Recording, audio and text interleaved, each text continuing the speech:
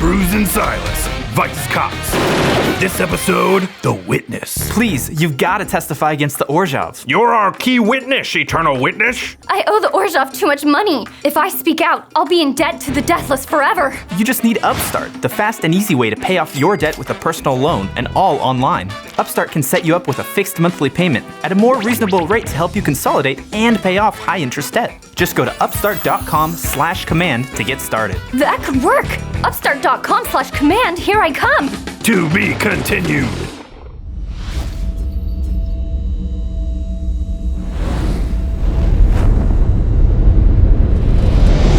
Greetings, humans. You have entered the command zone, your destination for all aspects of Elder Dragon Highlander. Enjoy your stay. Hello, welcome back. I mean, how's it? Jeez. What happened, Josh? I'm not used to being the one that speaks first. I'm still used to that being Jimmy. Anyway, it's the Command Zone Podcast. I'm your host, Josh Lee Kwai. And I'm DJ. Mr. Jumbo Commander, he's back again for some more fun-filled budget upgrade guiding. We're doing something a little bit different this time. So the budget upgrades we did to these Precon decks, we actually had members of our team actually do the budget upgrade to the decks, and then we are going to play those decks against each other in a future episode of Extra Turns. That's going to be a fun thing to watch right there. Yeah, this is the first time ever we're kind of putting it to the test. Oftentimes it's kind of theory crafting more from these. We're just looking at lists, before the decks are out and sort of telling people what we think based on the stats. We do a lot of research and things. What we think the decks are going to do. But as it turns out, this time we're actually going to play these decks. Actually, full disclosure, we've already recorded that episode. The decks have already been played against each other. We know the outcome. We're not going to spoil that, obviously. So this is the deck that I play in that episode of Extra Turns, and the one that I personally upgraded. It's the Quandrix Precon, the green blue Precon, which, hey, listen, I let the other members of the team pick first. They left this one available to me. I just want full disclosure. But before we get into what the upgrades are going to be, and we're going to do the same thing we always do, right? Yeah, we're getting 10 in, 10 out. We're making sure not to spend too much money, under $30, and we're not touching the mana base. Right. So DJ's actually going to be the host for all these budget upgrade videos, and we're going to bring the other team members in when they talk about their decks. So he's going to be sitting here with Murph, Lady Danger, Jordan, which is fun, DJ. Because it's really fun, especially because different people have totally different perspectives on deck building, and as we have the conversation, you kind of get into someone's head and find out how many different ways you can upgrade a Precon. Yeah, a lot of different ways to think about Commander, but there's one thing that's no different between all players. It's that you need cards in order to play the game. And in order to get those cards, the best place to go is cardkingdom.com/commandzone. These Precon decks, you want to get them. There's 5 of them. They're all pretty sweet. You and Jimmy did the full deck reveal for the Lorehold one. It has a lot of what I'm pretty sure are going to be white staples cards. Staples. Yeah, so get your hands for sure on the Lorehold one. There's a lot of awesome cards in all the other ones. Also, Strixhaven, the main set. You want these singles. You want to, we all like cracking packs. Let's not lie here. Cardkingdom.com/commandzone. That's the best place to go to get your Magic stuff, because they're going to get you the stuff in the fastest and in the best condition. Mm-hmm. And then once you have your hands on that stuff, you want to make sure to put them in nice UltraPro sleeves, which are going to keep your cards in the best possible condition, because you want them to maintain their value. You don't want them to get dinged up, scuffed up. Also, UltraPro makes the most awesome play mats with the best ink and color. They make awesome deck boxes. Look, are you going to sleeve your Quandrix deck in your Is It sleeves you have from Ravnica? No. Heresy. Yeah, you cannot do that. You need the new Quandrix sleeves, or at least some green or blue Pro Gloss Eclipse sleeves. UltraPro really does make the best stuff on the market to protect your game pieces.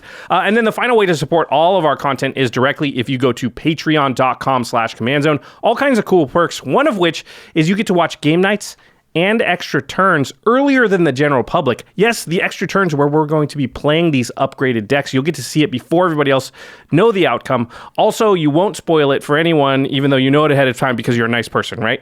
All right. There's another perk. All patrons have a chance to get their name shouted out on an episode of the podcast, because we dedicate each and every episode to one patron, and this episode is dedicated to Luis Magana. Luis, you rock. Thank you. All right, let's get into the main topic here. Quandrix, the Quantum Quandrix Precon budget upgrade guide. You know the rules, 10 cards in, 10 cards out, $30 budget. We're not going to mess with the mana base because that's no fun. Absolutely. Well, the key is to bring this deck up to speed to be able to play with other real commander decks that have been built, by themselves in their normal play group. And sometimes when you just crack this straight out of the box, it doesn't quite perform up to your play group, but a simple swap, 10 cards in, 10 cards out, and then bam, you're playing with this and having a good time. And so the way that we're going to break this down is first, we're going to look at these commanders and find out what legendary creatures are in this box and who's going to be helming this version of the deck. Yeah, who do you want to make the upgrade based on, right? Because you have a few different choices and you want to make sure you pick the commander before you start slotting in new cards. I'm always amazed by just the 10 cards in, 10 cards out, how much stronger you can make the deck. It seems like it'd be a small change, but it actually can make a big difference. Perfect. All right, Josh, the face card of this. All right, so on the box is ADRIX, and Nev TWINCASTERS, 2 green-blue for a 2/2 legendary Merfolk Wizard. It has Ward 2, and Ward is a new keyword mechanic. It says, whenever this creature becomes the target of a spell or ability an opponent controls, counter it unless that player pays 2. If you had Ward 7, it would be unless that player pays 7. So whatever the Ward number is, it's just harder to target that creature with a spell or ability. Only opponents. So it's kind of like a softer hexproof, right? Yeah. Yeah. It's nice on your commander because you want your commander on the battlefield, so having a little bit of protection seems good. And then the main part of the text, it says, if one or more tokens would be created under your control, twice that many of those tokens are created instead. So it's parallel lives in the command zone. We love parallel lives. Yes. We love anointed procession, Yep. Wrong color, but this is a great thing to have. Yeah, very, very powerful. Both those cards are not cheap. And it's because token decks really want this effect on the battlefield just to power up. It's Panharmonicon for token decks, right? It's just to power up all your token plays. So there's not a ton to say about it, right? If you're making a token deck, this could be... It's a known quantity. We've played with this type of card and we know what it does, and it does good stuff. But it's not really exciting as far as opening new opening new horizons, opening new windows, exposing us to new horizons. It doesn't really do that. Well, Josh, can I open your eyes to a new horizon? I think you can. Okay, actually, go ahead and you get to read this one. You do your stuff. Okay, we'll give away why I'm reading it in a minute here. It's ESIX, FRACTAL Bloom. This is the second new legendary creature that's in Quandrix in this deck. It's 4, a green and a blue, so 6 mana for a 4/4 flying legendary Fractal. I don't know if you know this, but if you zoom into fractals, you can zoom into affinity, and they just keep having the fractal pattern or whatever. Nice. I think that's true. All right. 6 mana, 4/4 flyer. The first time you would create 1 or more tokens during each of your turns, you may instead choose a creature other than ESIX Fractal Bloom and create that many tokens that are copies of that creature. Wow, a lot to unpack on this thing. So it's the first time you would create 1 or more tokens during each of your turns. Okay. So this is a one-time thing all around the commander table. Boom, your turn. Create a token. It happens. Right. You can't do it on other people's turns. And if you're creating tokens for the second time in a turn, it won't happen. It's only the first time. But it can be 1 or more. So if you have an effect that brings in a lot of tokens all at once, then you'll get that many copies. And you can copy anything on the battlefield. It does not say choose a creature you don't control. It just says choose a creature other than ESIX. You cannot copy your commander. Which is mostly fine because it's legendary. You probably wouldn't want to do that under a lot of circumstances. But yeah, okay.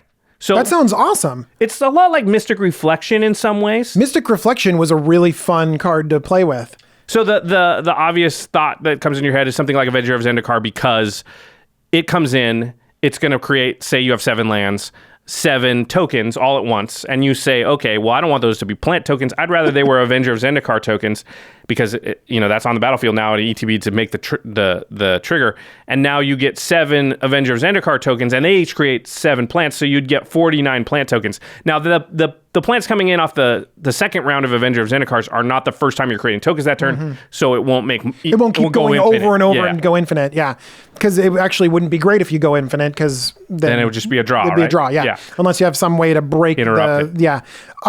This seems unique, a lot more interesting. Maybe needs to be built around a little bit more.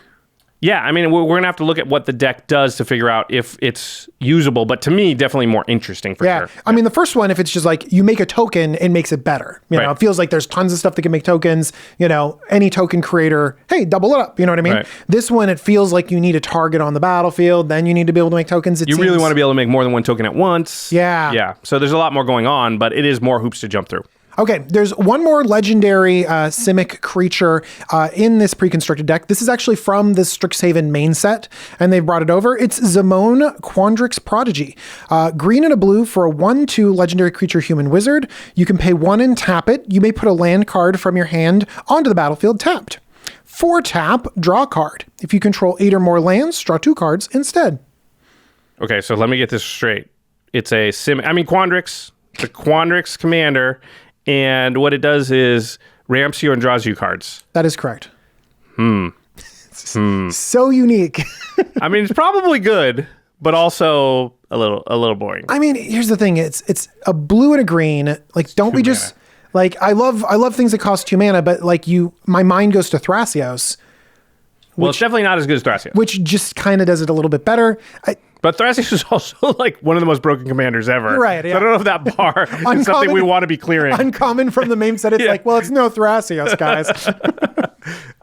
Yeah, I think this is probably powerful, but again, it doesn't it does require a little building around. I think you probably want more lands in the average deck, and because whenever you have too much mana, you can just activate that second ability, but you probably want some untapping and some things going on like that. It's pretty specific. So we also have 2 new legendaries, but they're not in Quandrix colors. They're mono blue and mono green, but we're going to cover them here anyways, even though they can't be the commander of this pre-constructed deck. Yeah, they're new cards. It's fun to talk about new cards. And we're seeing this in the Precon decks, is that there are 2 new commanders that could be the commander of the deck out of the box. And then there are 2 new monocolored commanders in there that can go in the deck, but you can't run them as the commanders right out of the box. I wonder if early in design, these monocolors had like partners with or something. Oh, I wish they did. Because it is interesting, in commander decks in the past, we have seen that there was usually 3 new possible commanders for that deck when you opened it up. And the fact that there are only 2 here, but if these had partners with, it would work. Yeah. Makes me think that might be the case. I have no idea. I haven't talked to Gavin or anybody over there about that. Okay. Regardless, let's talk about the 2 monocolored commanders. I've got the blue one. It's DEEKAH, FRACTAL THEORIST. If you didn't notice, the Quandrix people, they like fractals a lot. All right, it's 4 and a blue for a 3/3. So 5 mana 3/3 legendary human wizard, has Magecraft. So whenever you cast or copy an instant or sorcery spell, you create a 0/0 green and blue fractal creature token, and you put X/1/1 counters on it, where X is that spell's mana value. Remember, mana value is the new way that Wizards is saying converted mana cost. So if you cast a instant or sorcery with DEEKAH on the battlefield, and the instant sorcery, let's say you cast like Fact or Fiction or whatever, then you would make a 4/4. That's good. I want this in the Prismari deck. Yeah, I just that's really good in the Prismari. To the Prismari deck, but we've seen this effect like in the Prismari deck and in other decks before. It's good. Yeah. Also, that's not all the text. So it creates the token when you cast an instant or sorcery, but it also has an activated ability. 3 and a blue, target creature token can't be blocked this turn. So unblockable for creature token. So if you manage to make a really big fractal or even a medium-sized one, you can sneak it in there for damage for the cost of 4 mana, which is an ability that, in my experience, I don't know if this is true for you, DJ, reads better than it looks. You rarely want to dump 4 mana into making something unblockable. It does, because a lot of times the way that you win is not by getting a single creature through, it's through bigger effects. But once in a while, it can steal games out of nowhere. Or like someone has a planeswalker that you just really need to get rid of or something like that. Yep. Yeah. You can often team up with another player. Target. I mean, that's a token. This one's a token, so it's less usable in those other instances. Yeah. Yeah, for sure. All right. What is the mono green the mono green legendary is adorable. Oh, this is an interesting card too. It's really interesting. I see what they're trying to do here. I don't know if it's going to happen, but it's kind of cool. RUXA Patient Professor. 2 green for a 4/4 legendary bear druid. Whenever RUXA Patient Professor enters the battlefield or attacks, return target creature card with no abilities from your graveyard to your hand. Creatures you control with no abilities get +1/+1. And you may have creatures you control with no abilities assign their combat damage as though they weren't blocked. This is vanilla creature tribal. Love it. Vanilla Tribal. So all Ruxa cares about is that you have creatures with no abilities. Which seems like a nightmare because I want all my creatures to have abilities. I know, you want them to have stuff on them. But it's funny because he's a bear. So he just likes 2/2 for 2s that don't do anything. He just likes bears, but he's like a bigger bear because he's the professor.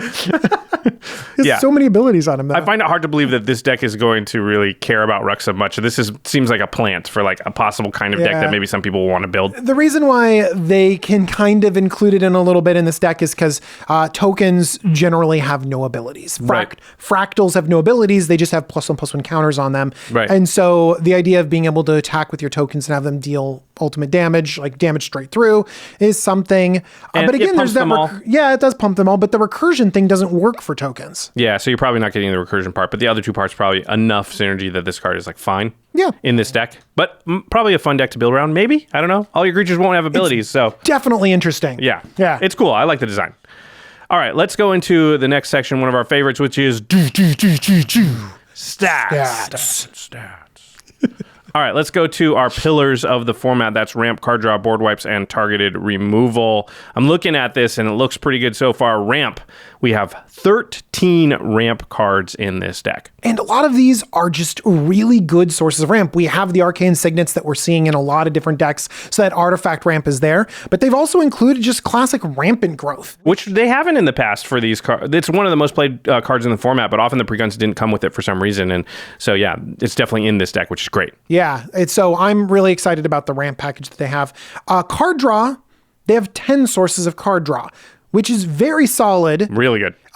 There are a few sources of card draw that I really, really dislike, and I wanted to kind of shout out a little bit. Okay. Shamanic Revelation, 3 green for a sorcery, draw a card for each creature you control. It also has Ferocious, gain 4 life for each creature you control with power 4 or greater.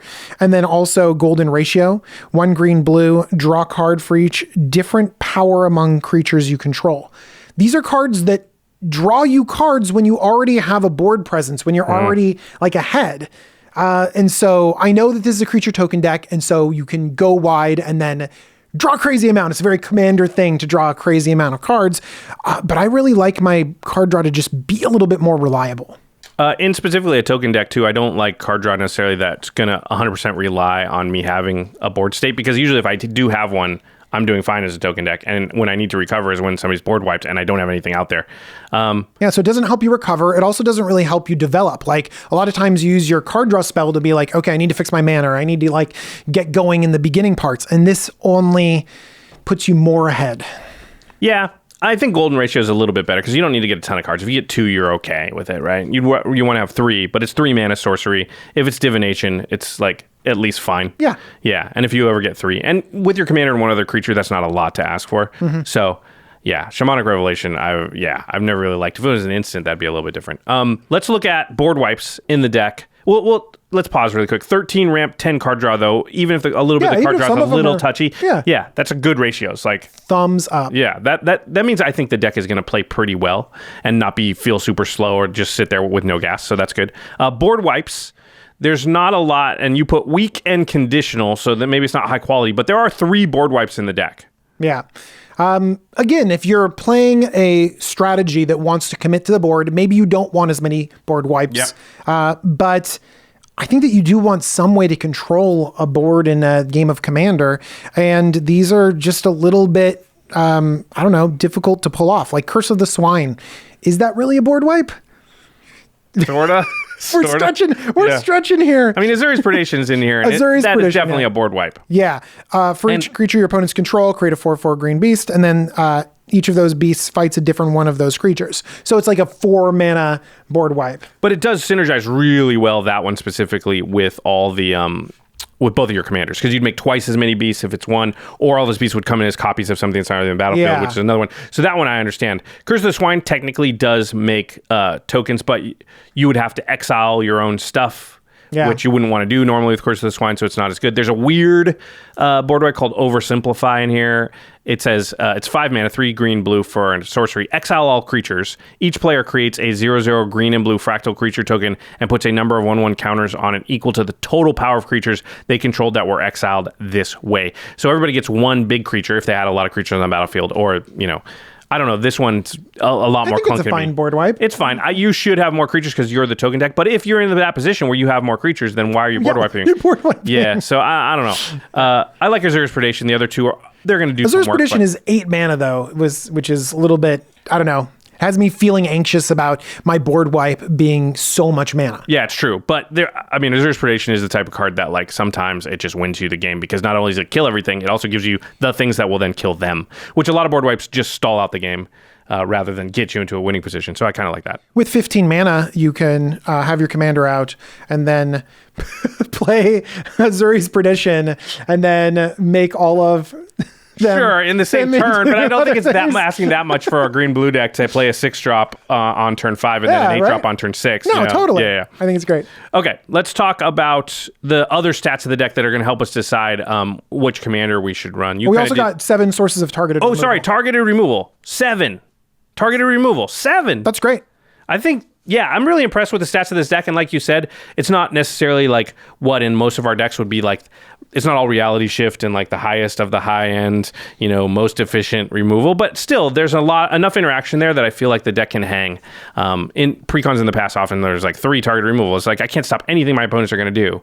This one has it, so I like that a lot. Yeah, I think it's really well rounded. I like the base of this deck. Okay, let's talk about the other stat categories that you kind of came up with and broke this down, DJ, to kind of help us choose or understand our choice for why we're going to build around which commander. Yeah, it seems like the 2 main commanders, the 2 that come from this pre-constructed deck, they just care about tokens. Yep. So we have to look at how many token generators there are and how many token synergies there are in this deck. So for example, the token creation, there are 22 token generators in the deck. 22 cards that make tokens? Yeah. Whoa, that's a lot. That's a lot. Not surprising though, because like you said, both commanders care about that. Yeah. Along with that, we also have some +1/+1 counter synergies. This is a little bit weird because none of the commanders say +1/+1 counters or care about counters. You're absolutely right. I think it's a little bit of a carryover from the main set, and it has to do with the fractals because the fractals kind of care about +1/+1 counters a little bit. Oh, so a lot of our token creation is fractals, and fractals have +1/+1 counters. So they figured, okay, let's push towards +1/+1 counters. Interesting. Absolutely. And so I think that you could upgrade the +1/+1 counters because there's 18 examples of it, but a lot of them you're going to be like, oh, I guess that's +1/+1 counters when it's in dealing with fractals and stuff like that. But there's some synergies where you have you doubling the +1/+1 counters or moving them around. So like Fractal Harness is a new card that has you doubling the +1/+1 counters. Forgotten Ancient gains +1/+1 counters, then you can move them around. Master Biomancer deals with +1/+1 counters, doubling them up. So there's a little bit of +1/+1 counter synergy. That's a lot. 18 cards is a lot. That's almost as many as there are token creators. You are correct. Yeah. There's a lot. Seems overly weighted towards the +1/+1 counters, considering that the commanders themselves care more about the tokens than the counters on them. Yeah, I kind of agree with you there. Okay. Then there's a little sub theme that's kind of confusing. It's unblockability. There's an unblockable sub theme. There's an unblockable sub. How many cards are there in this deck that give unblockable or deal with unblockable? 7. Wow. Yeah. That's a real head scratcher because when I think of tokens, I think of going wide. Yes. So token strategies generally don't need unblockable. Their unblockable is you can't block all of this. Yes. So it's really weird to did you come up with any reason why there was? Well, some of the cards are like Rose Passage, Cassetto. Cassetto was the weird one. Yeah, because it's a Snake Lord and it just grants unblockable. There's not a bunch of snakes in here, and it just activates unblockable. Look, I like that they reprinted it. Maybe that's the reason why, because they reprinted it. But then on one of the commanders, like it grants You mean on the monocolored commander? Sorry, on the monocolored commander, it grants unblockability to a token. Yeah, DEEKAH, which we just read. Yeah. I don't really get that part of it either because that just doesn't seem to jive with what a token strategy generally is. Yeah, there aren't even a lot of cards that trigger when you hit someone either. Oh, like draw cards every time you deal damage. Yeah, but those aren't in here either. Like there's a few little synergies like that, but not a lot. So all right, I have a feeling I know some of the cards we're going to be cutting from this deck. All right, let's go into one of everyone's favorite sections, which is the deck value, the value of the reprints. Remember, we're recording all this stuff before the decks are released to the public, so we don't know the value of all the new cards or the Strixhaven reprints in the deck, but we can kind of tally up the value of all the reprints, the known cards that have existed in the past, and kind of give you an overview of what that value is. So There are 56 reprints in this deck. And the total sum of all those reprints, if you add up their value, is $91.46. That's pretty good. We've seen some other precons going below that. 91 feels like it's about the average. Yeah, and there are 56. This doesn't count basic lands, obviously, but that's actually a pretty low number. Usually you see in the 60s. So there's a lot more new cards or Strixhaven main set cards in this. So that feels pretty good. Now, we tend to break this down into cards over $5 and then cards over $2 just to see, because a bunch of $2 cards is not necessarily as exciting as like a couple of big heavy hitters. Yeah. $10 and up cards. So the sum of all the cards that are either $5 or more, and there are 3 of them, that's actually pretty good. Yeah. And one of them is almost $20 and another one 10. So I'd say the reprints are actually pretty good there. And we'll say what they are in a second. The sum of all the $5 plus cards are $34.17. That's like almost the price of the deck right there, right? That's pretty good. And then the sum of all the $2 and up cards, there are 14 of them, is about $65. And remember that includes the $5 cards because they're also $2 or more. Okay. Everyone's going, well, what are the cards? What are the cards? If you haven't looked up the deck list already, let's read the notable reprints here. We'll go down the list a little bit slowly for the editors. Yeah. So the most... It's a good note. I should have paid attention to that in my other... The editor's like, DJ! All right. So the biggest reprint in the entire Precon, the Quandrix Precon, is Azuri's Predation.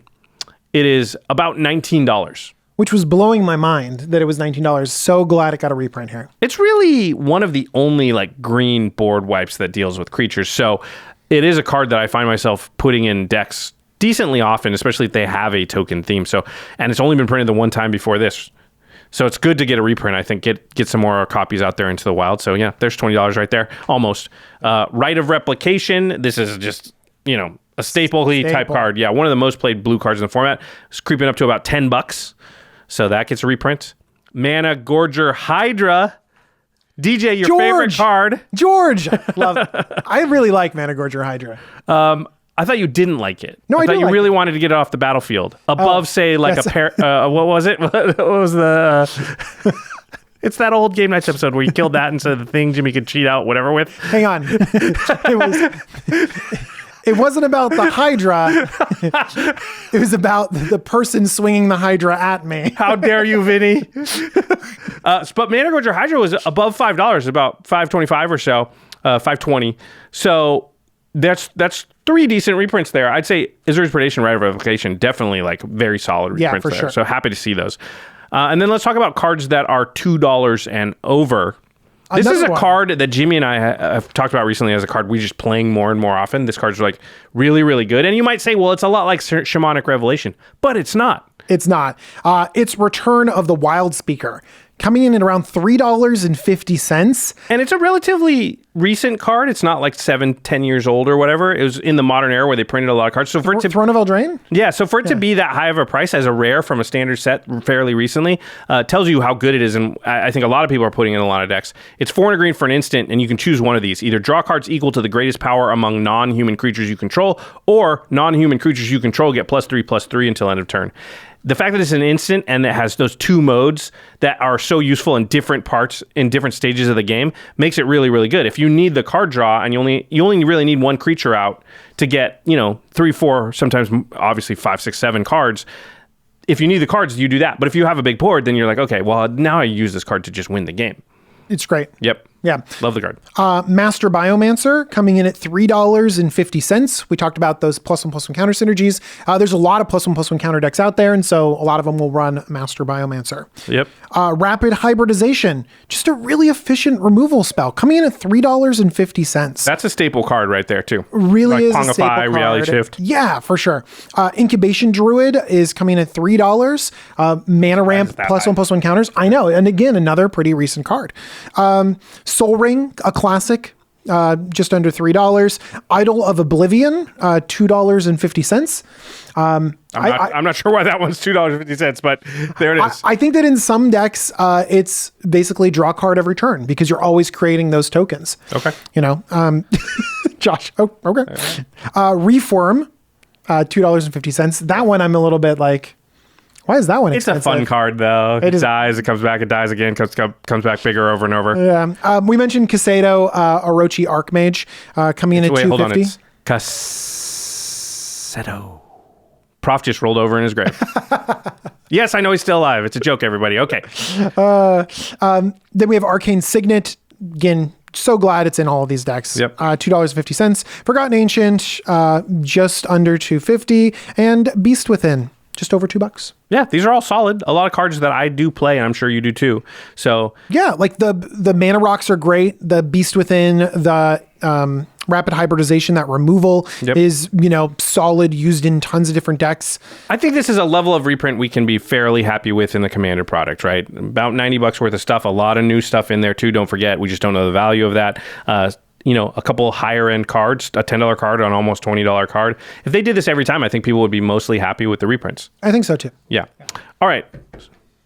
So let's talk about who we should run as our commander. You had a really good point here. So we've got ADRIX and Nev, who are basically parallel lives, doubling the amount of tokens you get on a commander. And it's a 4-drop 2/2 with Ward 2. Or you've got ESIX, Fractal Bloom, which basically copies a creature on the board. Your tokens come in as copies of that the first time you create them every single turn. The simple fact that like this one, you're just like doubles. And this one, you're like, okay. And then this one, It's harder to copies explain. this. It's harder to explain, but I think that makes it more interesting. And I think that they're catching on that's the direction that we're going, right? Well, you had a really good point. There's two things here. Yeah, I definitely built my deck around ESIX, and there's two reasons I did. One is I just think ESIX is more interesting and more cool, and just doubling my tokens. It's like we know what that deck does and kind of what it looks like. Also, to make that deck really, really good, I think you need some cards that are way out of our budget range, or you would really want them, right? So I was like, well, what I want to do when we double is to not just double. I want to double. Quadruple, I want to double. quintuple, I want to yeah. double the double and the double the I double. want to go to In-N-Out.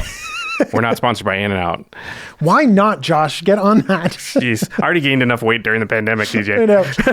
But anyways, doubling up these other doubling effects, doubling season, $65. So that's more than double our budget. Parallel lives, $50. $50, which is cool that they printed a commander with an effect that's $50 on it. Great. Yeah, but we're not going to be able to, for this exercise, put those cards in our decks. Even Helm of the Host. By the way, Helm of the Host on this. Oh my Trigger Lord. it, make another one. Make and two then of it's them, like and you then the make next two of one. them, Oh and my then the God. next one, it Yeah. sees 3 of them, and so they all double on top of each other. I don't. Helm of those is $20. In the comments, how many? Yeah, so that's a reason to sort of steer away from ADRIX and Nev for me. I think a lot of people, you might see this, get real excited about doubling your tokens, and you could totally upgrade the deck in that direction. That's just not what I chose to do for this one.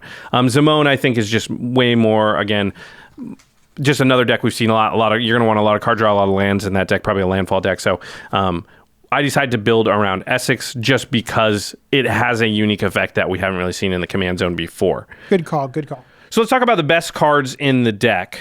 There are 2 new ones and then 2 sort of old ones. Let's talk about the old ones first because we've already mentioned these cards. So Return of the Wild Speaker, one of the best cards in the deck. Right. Because it draws you the cards. With ESIX out, it's at least 4 cards for 5 mana and instant speed. And then also, once you have enough stuff, it is a game ender. It'll close out the game for you. Give everything +3/+3. You have mostly non-humans and, swinging for the win at that point. And then Right of Replication, obviously really good because it just does what ESIX does without needing ESIX out. Yeah. You just tap the mana and make 5 copies of things.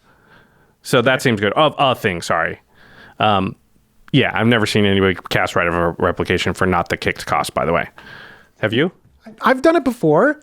Sometimes you just need to make a copy of Do something. you remember a specific instance where you did that, or are you just saying? Yes. I I'm remember. sure I did, but I can't actually No, remember. I have a braids deck, so people cheat things in fair really enough. early with braids, and it's really good to just immediately Right of Replication that value and help stabilize the board. Okay. Well, I've never seen it, but that makes sense. All right. But I think 2 other really good cards in the deck are new. You like this one more because Yeah. it says your favorite. Yeah, so Curiosity Crafter is a new card. It's 3 and a blue for a 3/3 flying bird wizard. It says you have no maximum hand size. It also says whenever a creature token you control deals combat damage to a player, you draw a card. So I like this a lot better than even DEEKAH because I want to draw cards for my tokens rather than make my tokens unblockable. Yeah. Because usually you're like, whatever, I've got a lot of tokens. I'm going to swing with 4 of them. You block 1, I draw 3. That seems good. Yeah. The other one is Perplexing Test. Oh, this is actually cool. 3 blue for an instant, like that it's instant. Choose one, return all creature tokens to their owner's hands, or return all non-token creatures to their owner's hands. So this is if you set up your board right, it doesn't hurt you very much. Yeah. Could even be to your advantage because you're like, oh, my tokens will stay, but I'll bounce my non-tokens. But what you don't know is that my non-tokens have entered the battlefield effects or something, and so I actually want them to be back in my hand. Boom! It's great. I like that it's instant speed too. Yeah. Evacuation plays a lot better than the other sorcery speed bounce spells because if you play it on other people's turns, even if you are returning a bunch of stuff to your hand, you can be the first one to redeploy and have that board's presence. Yeah, big deal that it's instant. I think at sorcery speed, that card is not that great. Yeah. All right. We are about to get into the 10 cards we need to add to this deck and which 10 to take out to bring it up to speed, to tangle, ready to tangle or tango with real decks. But before we do that, we got to take a quick break and hear a message from our sponsors. Previously on Bruce and Silas, Vice Cops. You've got to testify against the Orzhov. If I speak out, I'll be in debt to the deathless forever. You just need Upstart, the fast and easy way to pay off your debt with a personal loan and all online. Now the thrilling conclusion. Your case is dead in the water, Bruce and Silas. The Syndicate has this whole city under its ghostly thumb. Not anymore! I, Eternal Witness, will testify against you, Syndicate scum! Thanks to Upstart, I was able to get out from under your predatory loans. Unlike you, Upstart looked at more than just my credit score, like my income and employment status. That let them offer me a smarter interest rate so I could trust they aren't trying to destroy me like you. It only took 5 minutes to do an online rate check and I was able to receive my payment the very next business day. What? No! Curse you, Upstart! Find out how Upstart can lower your monthly payments today when you go to upstart.com/command. That's upstart.com/command. Don't forget to use our URL to let them know we sent you. Loan amounts will be determined based on your credit, income, and certain other information provided in your loan application. Go to upstart.com/command today. The entire Orzhov Syndicate is going away for a long time. Is that how this works? Oh, I don't know. I'm not a lawyer. Wow, Wizards sure has been releasing a lot of product lately. Yeah, and there's so much content to make for it. We've recorded, like 3 episodes already today? How do you and Jimmy stand to sit in those chairs for so long? Jake, it's time I let you in on a little secret. The way we stay comfy through it all is MeUndies. MeUndies? Yeah, MeUndies. The greatest underwear you've ever worn.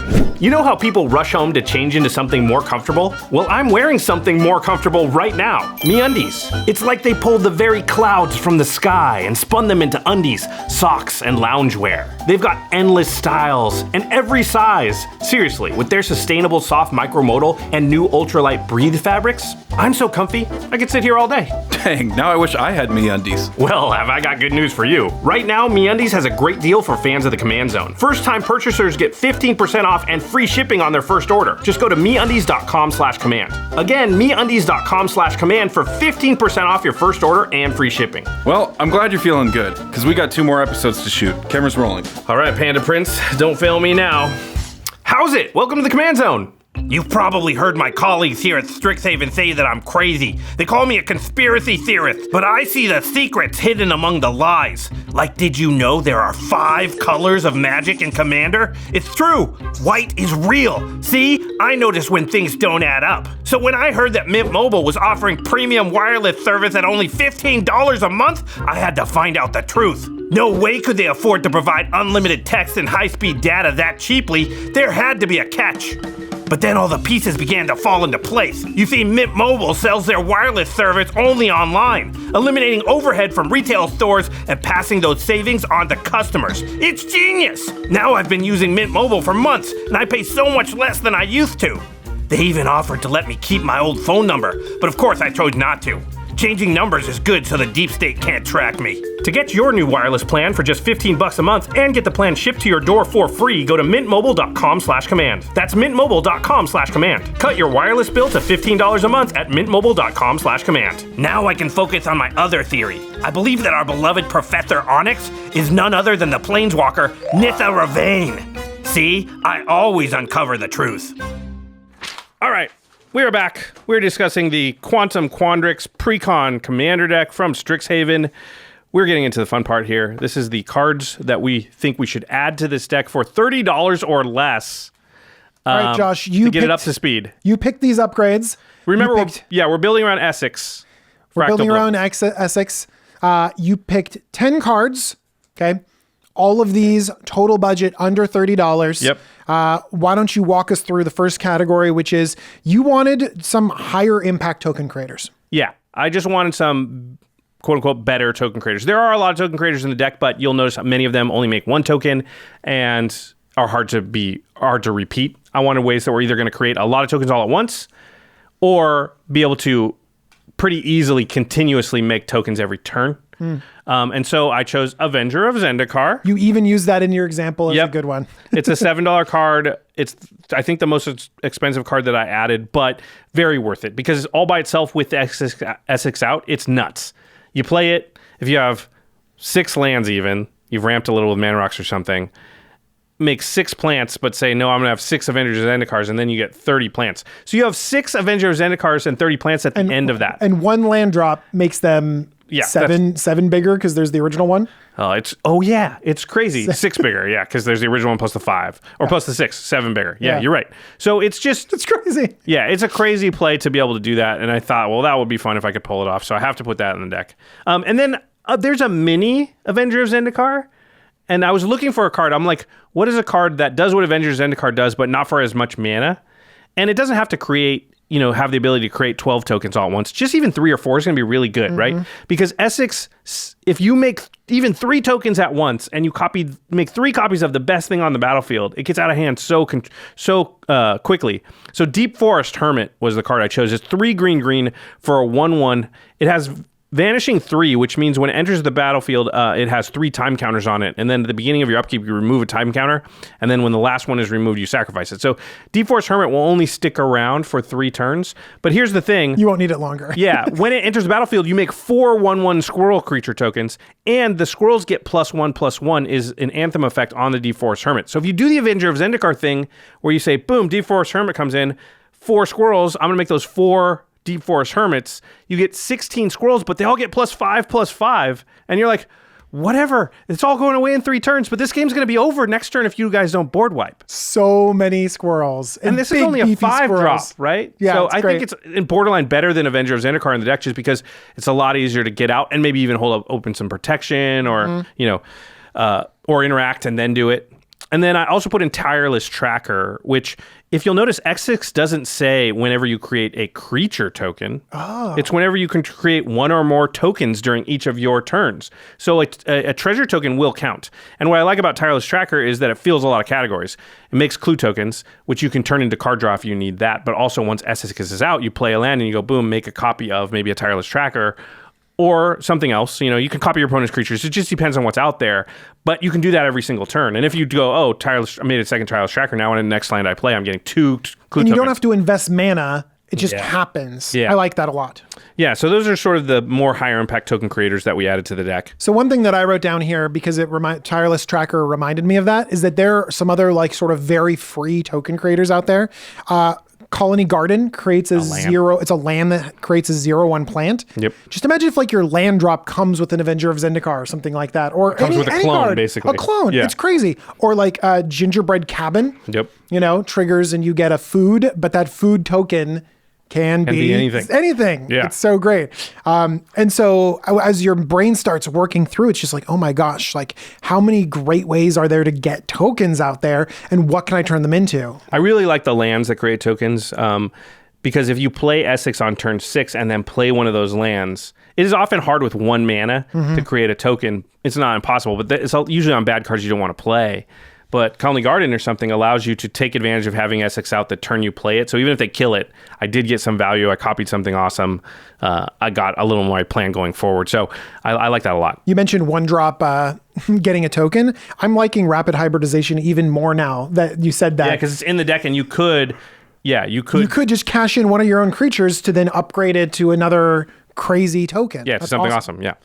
All right, let's talk about the next category. You named these categories, or did I? I don't remember, but I like this category name the most. It's value engines.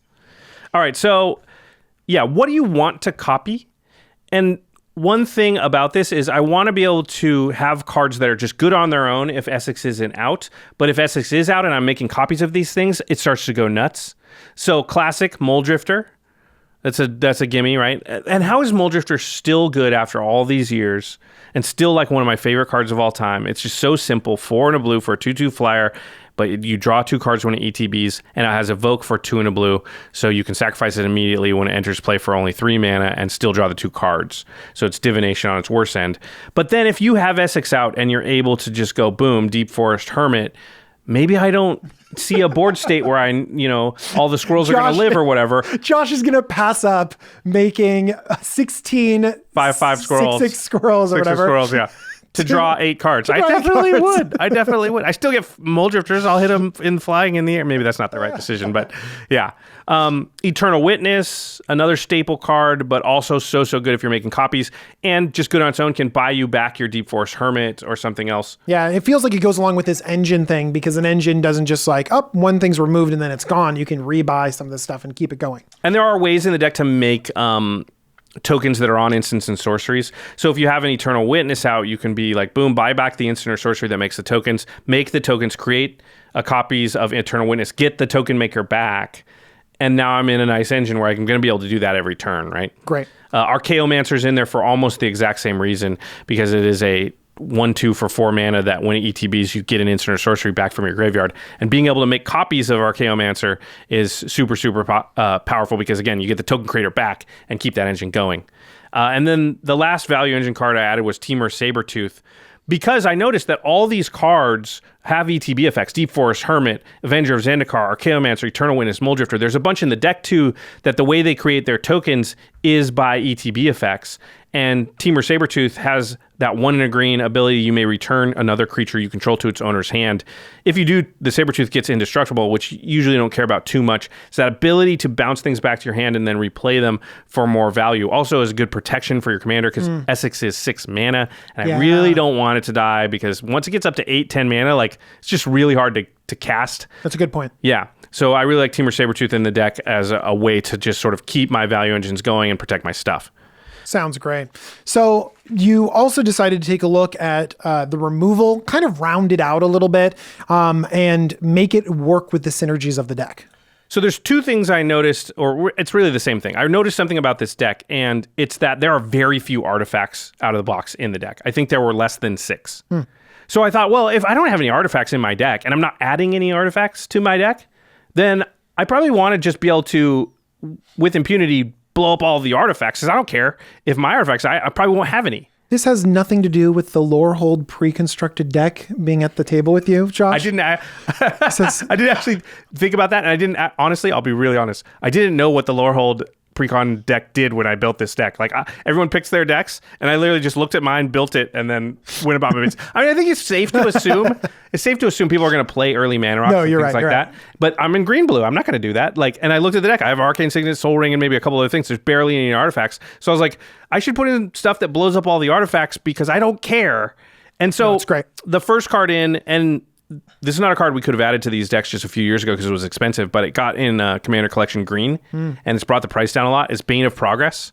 So 4 green for a 2/2. When it enters the battlefield, destroy all artifacts and enchantments, and then put a 1/1 counter on Bane of Progress for each permanent destroyed this way. It's a great board wipe, gets big. There are some +1/+1 counter synergies in this deck too. Yeah, +1/+1 counter synergies that are just, you can't take them all out, so there are going to be some that remain. Also, works really good if you're copying it, because you just like to get it out. They play some more artifacts, you go, boom, I'll just make a copy of it. Yeah. Also, really good with TEMUR SABERTOOTH. Just bounce it back to your hand, replay it. So it really works well with every card I'd added so far to the deck. And it was something Jimmy and I had talked about in a recent episode, the art of the board wipe, where I said, hey, you should also look at what your deck's not doing, and then you can board wipe those things. If you don't care about artifacts because you don't have any, you should put in, or enchantments, you should put in destroy all that stuff because you don't care. And along that lines, Rampage of the Clans. I've never put this in a deck before, have you? I haven't either, no. So it's 3 and a green for an instant. It says destroy all artifacts and enchantments. For each permanent destroyed this way, its controller creates a 3/3 green centaur creature token. This just seemed perfect for me. right? Because I was like, well, I'm looking for stuff that blows up all the artifacts and enchantments. I don't have a lot of those. But this simultaneously makes tokens? It also gives tokens to them, though. I don't care, because even if I get 2 tokens out of this thing, my tokens are going to be clones of the best creatures on the board. You're right.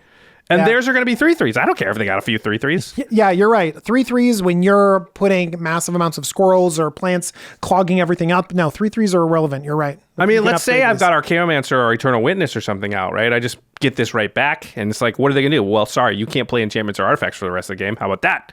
Bam! I was pretty proud of that one, I gotta say, because I've never seen that card played before in my life.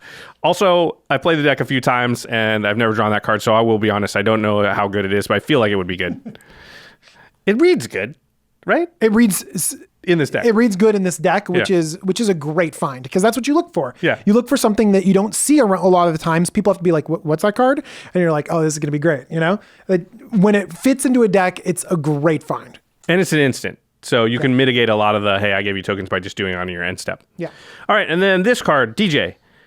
I'm putting this in every single deck that has blue. I just find myself doing it. I am putting it in every single deck that has blue as well. So after we're done talking about it, once we say the name of it, I want you to go to cardkingdom.com/commandzone and order some right now, because as this set that this came out in gets older, I believe this is going to be like a sleeper card that's going to get pretty expensive unless they reprint it, because it's just like very, very good. Can you guess what it is? It's AMPHIN Mutineer.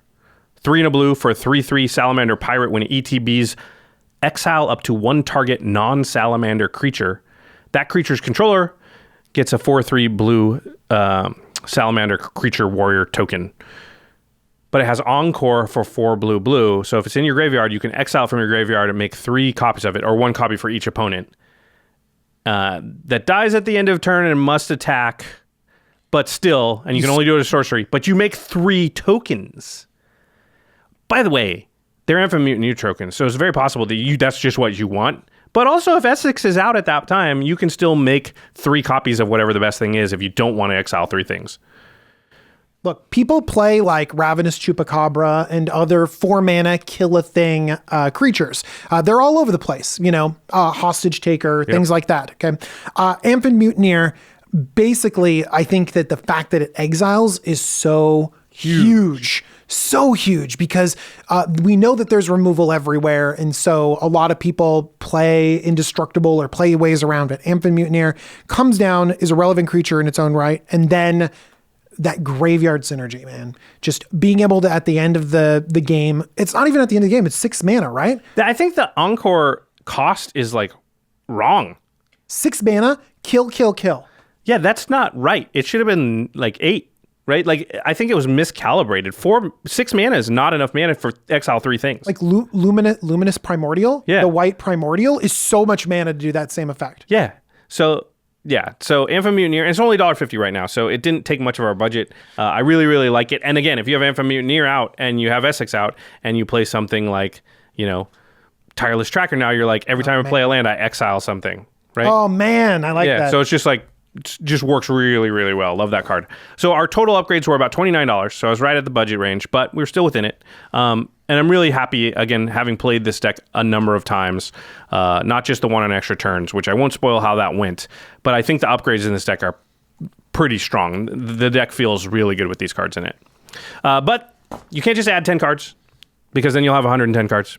You have to take out 10 cards in order to make the deck legal. So let's talk about... That's the hardest part sometimes, like in any commander deck? deck? I find in Precon decks is not necessarily that hard. Sometimes there's 15 cards I want to take out, and this deck was one of them because of the unblockable thing, the +1/+1 counters. I thought there were a number of cards that I did not want in the deck, and I was actually at the end being like, okay, well, I guess I got to keep 2 of these cards. Which will they be? So here's the 10 we ended up saying, let's take out. There's 2 lands. Unblockable, we talked about already. So Rogue's Passage... you can tap it for colorless or pay 4 and tap it to make something can't be blocked this turn. I do not like this card, and I definitely don't like it in this deck. And then he also... This card's just bad, this next one. Tell me, this is just a bad card. I think it's going to fool people and think it's good. It's not. Okay, read it. It's bad. It's worse than a basic land. Study Hall. It's a land. Tap for colorless. 1 and tap. Add 1 mana of any color. When you spend this mana to cast your commander, scry X, where X is the number of times it's been cast from the command zone this game. So basically, when you cast your commander, you can pay 1 to scry 1. Paying 1 to scry 1 is not good. It's not worth the cost of having a colorless land that could give you mana troubles. It's just not. Or the opportunity cost of a better land. And when you're getting more than scry 1, it means your commander has died and gone back to the command zone. So you're already having to pay commander tax. So this is adding 1 more to your commander tax to do that, which you're never going to want to do. Yeah, Study Hall is just not a good card. Not a good card. Don't play that card. Okay, you talked a little bit about the unblockable theme, which means that we cut good old Professor. Yeah, Ruxa, the patient professor, cares about vanilla creatures. You can't really get the advantage of the, recursion, because you don't have a lot. What did I do? I added a bunch of creatures with abilities. So, yeah, Ruxa goes. Sorry, Ruxa. Okay. You also trimmed down some of the +1/+1 counter synergies in here. Yeah, so there was Primal Empathy. Is this a new card? No, that was in Ikoria. Right. So it's 1, a green, and a blue for an enchantment. At the beginning of your upkeep, you draw a card if you control a creature with the greatest power among creatures on the battlefield. Otherwise, you put a 1/1 counter on a creature you control. So this deck's, because we were going in a different direction, like if I'm going to AMPHIN Mutineer and MULLDRIFTER and stuff like that, then I can't guarantee I'm going to have the biggest creatures. And I don't really want +1/+1 counters because I didn't add any synergy for that. So it goes. Forgotten Ancient cares about +1/+1 counters. Fine card, but it doesn't have any synergies in the deck really now. So took it out. Then there's a new card called Fractal Harness. 2 green and X. For an equipment with an equip cost of 2. When it enters the battlefield, you create a 0/0 green and blue fractal creature token, and then you put X/1/1 counters on it and attach the fractal harness to it. So if you pay 5 mana for this, you'll get a 2/2 and attach the harness to it. But the harness says whenever equipped creature attacks, double the number of 1/1 counters on it. So then you'd attack and make a 4/4. That's 5 mana. People like Colonian Hydra, but that does it to like your whole team. Yeah, and just more mana efficient. Although technically you can re-equip this as something else, but that something else has to have +1/+1 counters on it for you to care about the ability that's giving. And, you know, we're cutting that theme from this deck. So okay, you did cut some of the slower token creators that are in here, and one of them does synergize with this unblockable mechanic. So like when I said like there's like 1 or 2 in there that actually synergizes, this is one of the cards that synergizes, but it is Spawning Kraken, 5 and a blue for a 6/6. Whenever a Kraken, Leviathan, Octopus, or Serpent you control deals combat damage to a player, create a 9/9 blue creature. 9/9 blue Kraken creature token. Release the Kraken! Yeah, this is just like... There's a lot of people out there that are going to be so excited this exists for their Kraken decks and stuff like that. There's not enough unblockable to reliably activate on this because it's scattered throughout the deck. It's a sub theme, not a main theme. And then isn't it just a lightning rod for dying and cost 6 mana? Yeah. I mean, listen, this is a fun type of card, but it's not the card that I like to play. I think as most of our viewers know, there's too many ifs, too many hoops. Like, what did I add to the deck? Stuff that does its thing. And if my commander's out, it does its thing better. But I don't want a thing that, like, even if I play it, I don't know if it will do its thing because I need other things going on. And that, to me, is just not a recipe for the type of card that I generally like. Obviously, sea creature decks. This is going to be cool, and that's fun and everything.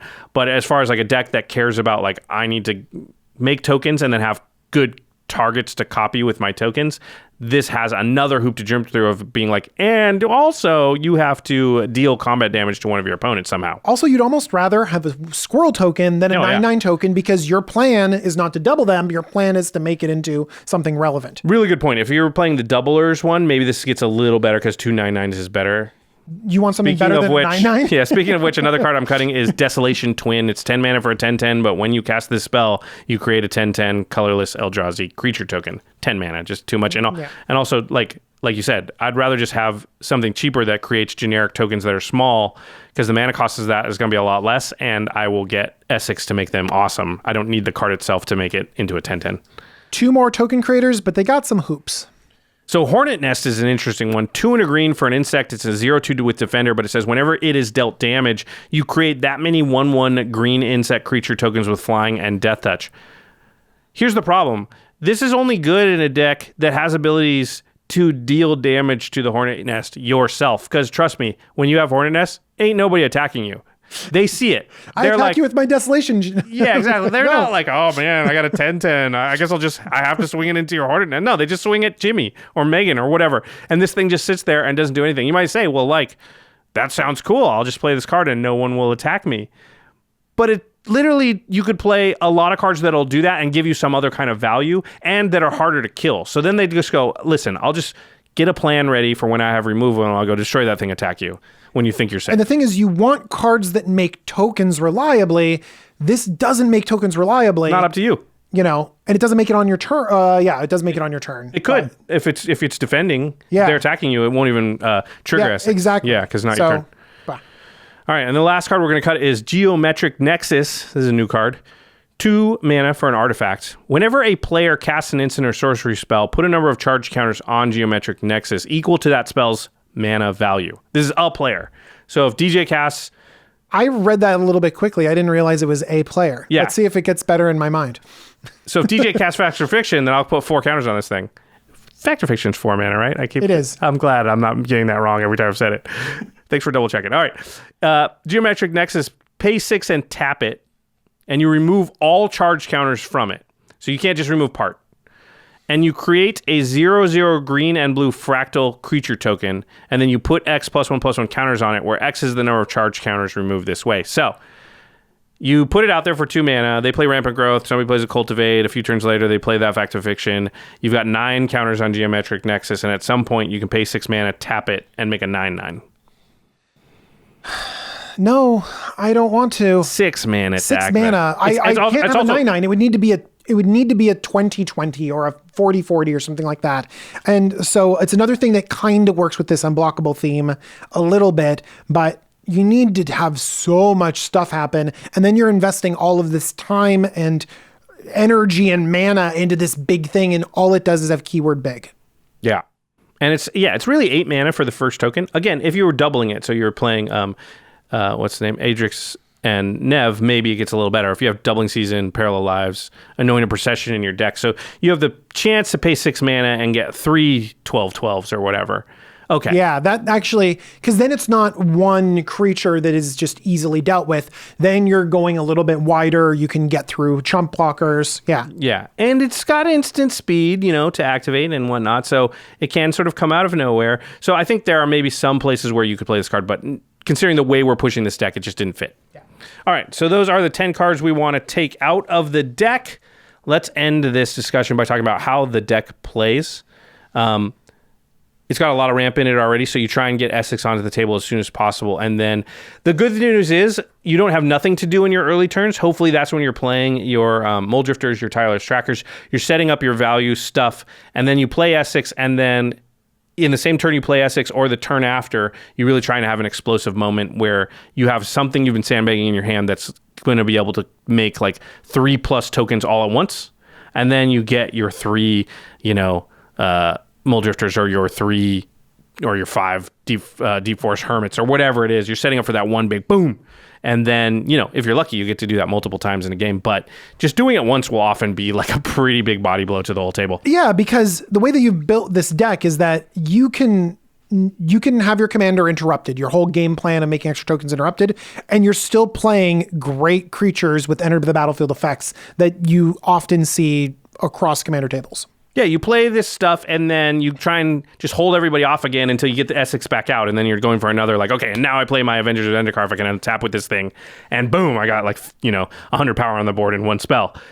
Yeah, and so you're just trying to set up for that kind of thing. But I like it because you're not doing nothing leading up to that. You're not just ramp, cast my commander, then do the thing. You actually get to play some cards earlier. You don't have to just hold all your cards until your 6-drop commander comes down. So it seems cool. Yeah. I like it. All right, to the listeners, what do you think about this Quandrix Precon? Are there any cards we missed? Any cards that you would suggest that we take out or that you disagree with? Would you maybe have built this around ADRIX and Nev rather than around ESIX? And if so, what cards would you add to the deck? Remember, $30 budget. So don't call out cards that people are always like, why not this? Why not? Why didn't doubling season would have been perfect? Yeah, It's just well, that's not the exercise. It's a budget exercise. Because I think most people, when they pick up this deck, they want to be able to play it pretty quickly. And, dropping $100 plus is not something that I think most people are willing to do. But $25 maybe. I want to play it a couple times to figure out what direction I want to go. I don't want to drop and invest a bunch of money into a brand new deck with new mechanics and then until be like, I know, until I know how it plays and what I like and what direction I want to take it. So, and I also don't want to test a deck that just stumbles and doesn't do anything. So this sort of budget upgrade exercise is exactly the way I approach deck building. Great. Well, if you want to pick up the Quantum Quandrix Precon deck or any of the Precons from Strixhaven or any of the cards from the Strixhaven main set, just go to cardkingdom.com/commandzone. It's the best place to order your Magic product, singles, anything at all. You'll be simultaneously getting the Magic cards that we know you're already going to buy anyway, but just as gravy thrown in, you get to support the content you enjoy as well. Also, once you get your hands on those cards, make sure you throw them into some nice UltraPro sleeves, put them on an UltraPro playmat. This deck, once you assemble the upgraded version, put that into an UltraPro Satin Tower deck box or maybe one of the new Mythic collections. They really do make fancy. I like this library right here. Yeah, isn't that it looks cool really, looking? really cool. UltraPro just has really high quality stuff. Just their printing process is so good, so clean, so crisp. Their stuff looks great. It makes sure that your cards continue to look great as well. So they're the ones that we trust our own personal collections to. All right, no end step on these episodes. If you haven't noticed, we're doing a ton of extra content. DJ, thank you so much for being here and help us out, because I don't know how we could have done all this stuff without DJ. He really has been helping us keep on top of all the Strixhaven stuff. There's so much product There's these so days. much stuff to talk about. And the fact that Commander sets come out along with a set that's full of awesome stuff too, it's just like, feels like overload, but don't worry, we're going to guide you through all of the cool stuff coming out right now. Yeah, something we take so seriously here at the Command Zone is that we want to have, helped you learn about every single thing that comes out and keep on top of it. And DJ really is helping us do that. So thanks so much for being here, man. All right.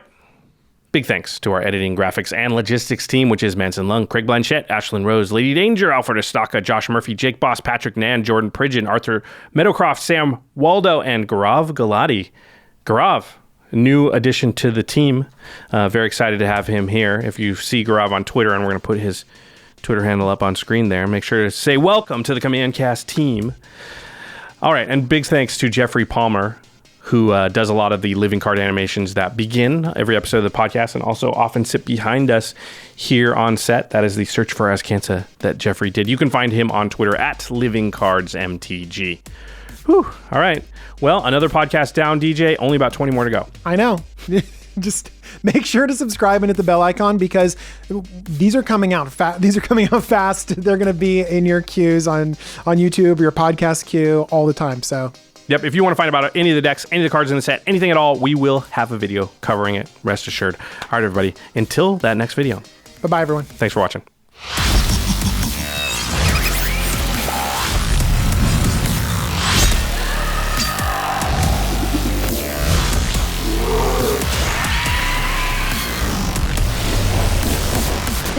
For your attention. For further inquiries, send an email to commandcast@rocketjump.com or ask us on Twitter at JFWong and at Josh Lee Kwai. See you later, alligator. Greetings, humans.